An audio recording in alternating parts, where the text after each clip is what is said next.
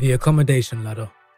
The purpose of this module is to look at different types of accommodation, assessing the positive and negatives, how to get help if needed, and goal setting for the future.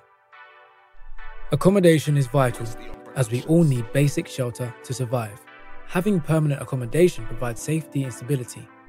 Not having that basic need fulfilled can have devastating effects on your lives, happiness, and behavior. There are different levels of accommodation in our society, and each level has positives and negatives. Level 1.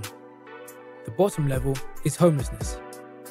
This can be street homeless, sofa surfing, or living in temporary accommodation. People at this level can be trapped in a terribly harmful cycle where they cannot find or afford accommodation, or they are living in temporary accommodation. Being homeless can drain what money they do have, and it can feel impossible to save for your own place. To get out of this situation, a person can contact homeless charities and organizations, gain temporary accommodation, support to move on, and even financial assistance for deposits and rent. This can be one of the hardest situations to escape and will take a lot of support from others. Be willing to take help and to do everything they suggest to move forward, even if it means accepting temporary accommodation you don't want to live in. Level 2. Living with others. This could be living with friends or family. It can be a cheaper way to afford accommodation, but may mean that you're reliant on others. It may also mean you're living with people that you may not always get on with. It can be a negative space for you to be in. However, it can prevent you from becoming homeless and give you the time to save for your own place. Set yourself a goal of what you need to do to get your own place.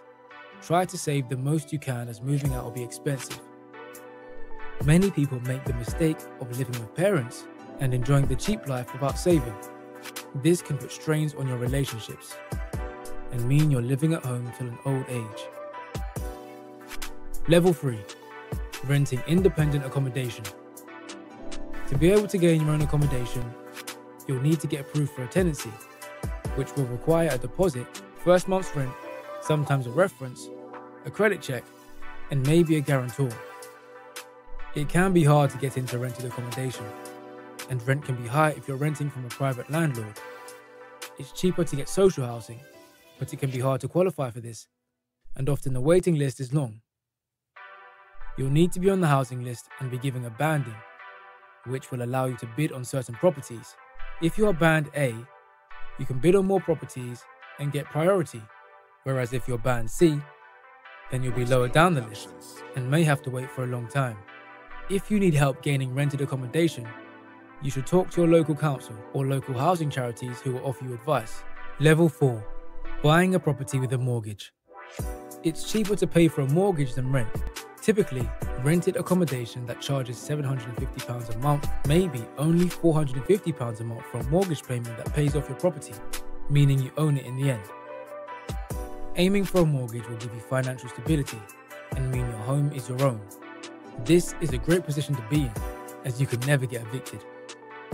But it can be difficult to afford the deposit, and the mortgage lenders being very strict with who they give mortgages to.